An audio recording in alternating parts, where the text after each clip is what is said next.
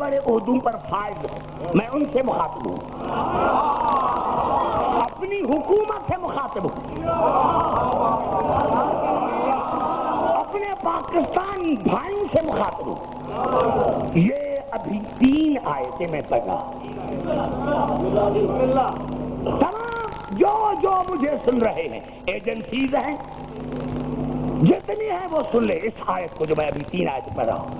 کنتم خیر امت اخرجت للناس تأمرون بالمعروف وتنہون عن المنکر وتؤمنون باللہ ولو آمن اہل الکتاب لکان خیرا لہم منہم المؤمنون واکثرهم الفاسقون۔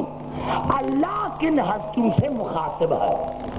تم کتنی بہترین امت ہو، تم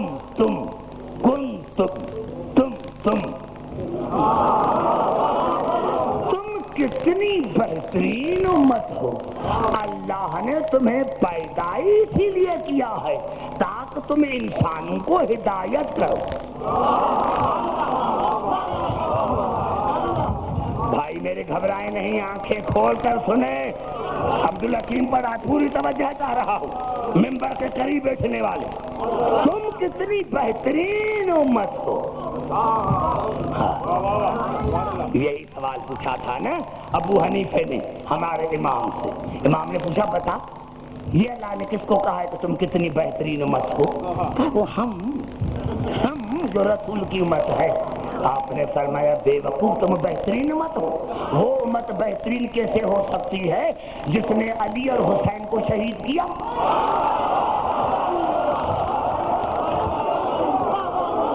پوری توجہ چاہ رہا ہوں میرے دوست، یہ ہو تم انسانوں کے امام، یہ بنے ہو تم کہ تم ہو بہترین۔ یہ رسول کی امت بہترین امت ہے جس نے علی کو اور اس کی اولاد کو شہید کر دیا۔ تو کہا مولا آپ بتائیں۔ کہا امت سے مراد امت نہیں ہے جس طرح اللہ نے ہمارے داد ابراہیم کو کہا تھا ان ابراہیم کان امتن، ابراہیم اپنے زمانے میں پورے کے پوری امت تھے۔ امام نے فرمایا یہاں امت سے مراد امام ہے۔ یہ کنتم خیر امتن کا خطاب ہم 14 سے بزرگوں زبان تو ہلا نعرہ حیدری،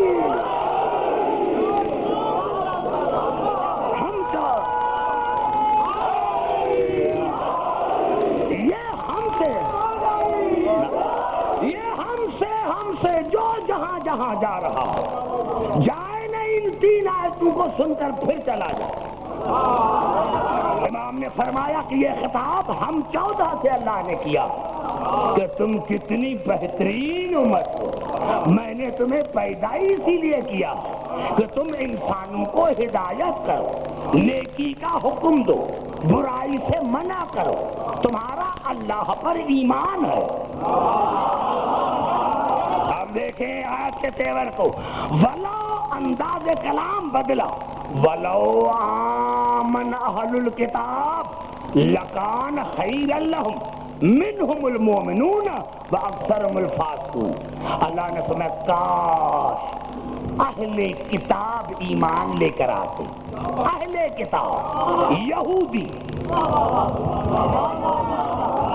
گھبرائے نہیں میرے بھائی، میں نے پہلا عرض کیا اللہ نے فرمایا کاش یہ نصرانی، یہ یہودی ایمان لے کر آتے تو ان کے لیے بہتر تھا۔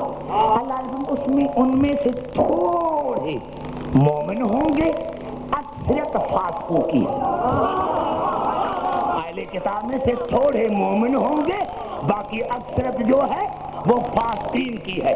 پہلی آیت ختم، دوسری شروع ہوئی، لن یضروکم الا اذی وَإِن يُقَاتِلُوكُمْ يُوَلُّوكُمُ الْأَدْبَارَ ثُمَّ لَا يُنصَرُونَ۔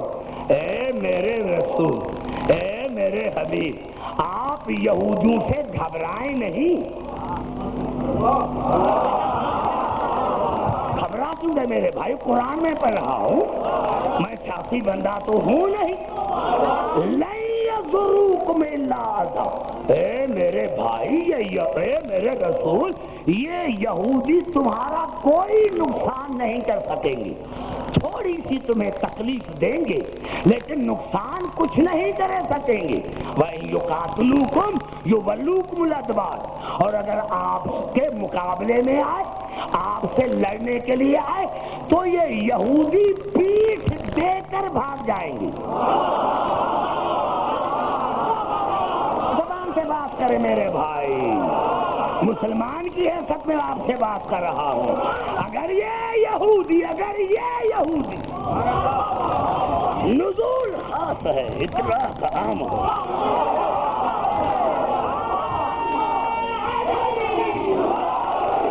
اگر یہ یہودی آپ کے مقابلے میں آئے تو یہودی پیٹ دے کر بھاگ جائیں گے، ان کی کوئی مدد نہ کی جائے گی.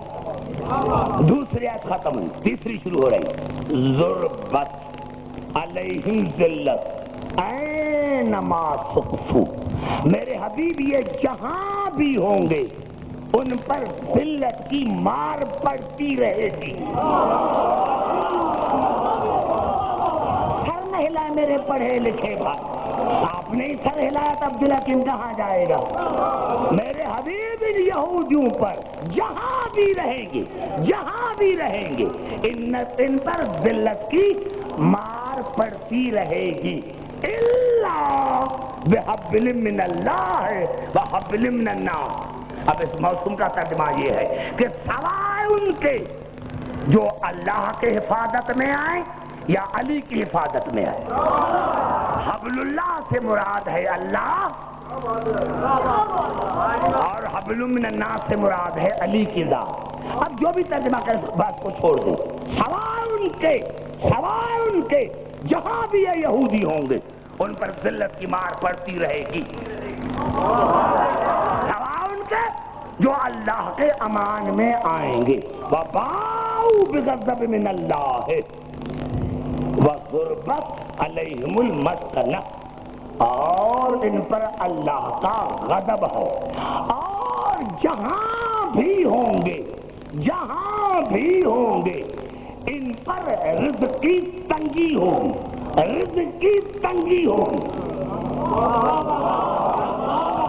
بڑا جملہ میرا کھا گئے ہو. ذالک بأن الذین کانوا یکفرون بآیات اللہ ویقتلون الانبیاء بغیر حق. یہ اسی لیے ہے کہ ان یہودیوں نے ہمیشہ میری آیتوں کا انکار کیا تھا اور میرے انبیاء کو ناحق قتل کیا تھا. آؤ قرآن کی آیت ہے، آؤ قرآن کی آیت ہے کہ میرے حبیب اگر یہ یہودی آپ کے مقابلے میں آئے تو پیٹھ دے کر بھاگیں گے. ان پر ذلت کی مار پڑتی رہے گی، ان پر معاشی تنگی ہوگی، یہ بھوکے مریں گے. قرآن کی آیت ہے، لیکن آج بھی دیکھ رہے ہیں کہ سپر طاقت تم اسی کو مان رہے ہو.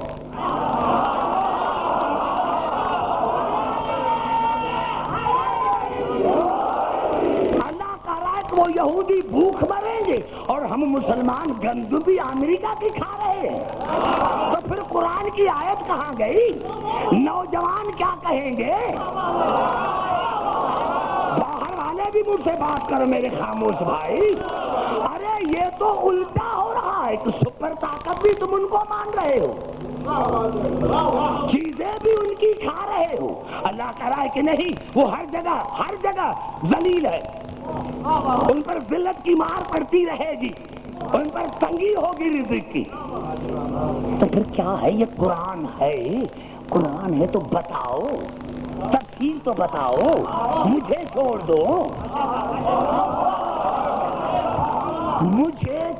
دو.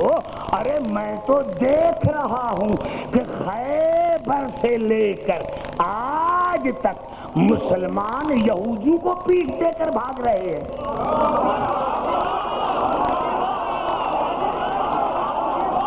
بڑا جملہ عبد الحکیم کہہ رہا ہے، بڑا جملہ کہہ رہا ہے اسلام آباد میں.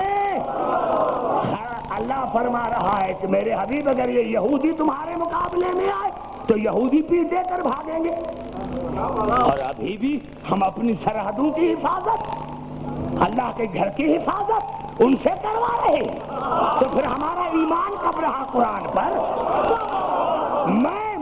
میں نے کیا آؤ چلو لڑاتے ہو مسلمانوں کو ایک دوسرے کے ساتھ، اور جن کو دعوت دی جاتی ہے وہ تو ہیں کھانے والے، آؤ بٹھاؤ سپریم کورٹ میں، کیوں لڑاتے ہو مسلمانوں کو؟ یہ آیت آج بھی ہے تو بتاؤ۔ کسی مذہب کے پاس کی تفسیر ہو، کسی مذہب کے پاس اس کی تفسیر ہو، میں مذہب چھوڑ دیتا ہوں۔ یا اللہ، یہ تو خیبر سے لے کر آج تک الٹی بات ہو رہی ہے، الٹی بات ہو رہی ہے۔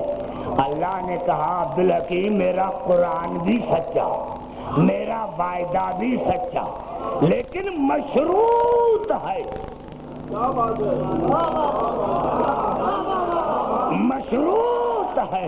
عبدالحق میرا ابھی بھی عقیدہ ہے حضور اکرم کی ذات پر کہ جس کے اشارے پر چاند 2 ٹکڑے ہوا تھا، اگر وہی اشارہ کرتا تو خیبر کا دروازہ نہ رہتا، لیکن رسول نے 40 دن کی مہلت لے کر مسلمانوں کو کم از کم یہ تو بتایا کہ اللہ نے کہا ہے کہ میرے حبیب اگر یہ یہودی آپ کے مقابلے میں آئے تو پیٹ دے کر بھاگ جائیں گے۔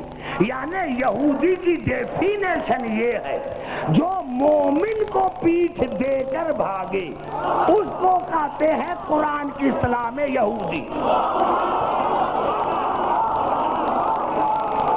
نعرہ حیدری ہے۔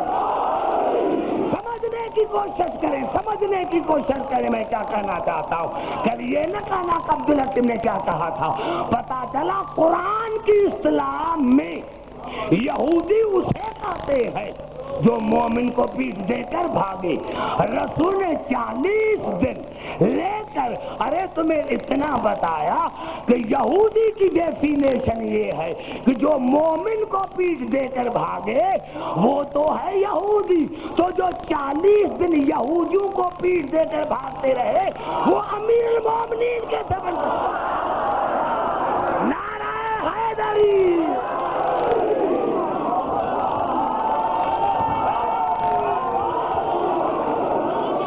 سر کیوں ہلا رہے ہیں؟ سمجھ میں بات نہیں ہے۔ نعرہ حیدری۔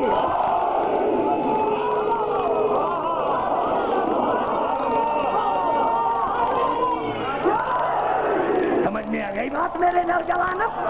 سمجھ میں آ گئی بات؟ اللہ نے کہا عبدالحکیم صحیح بات ہے۔ یہودوں نے پیٹھ کب دکھائی تھی؟ جب علی آیا تھا۔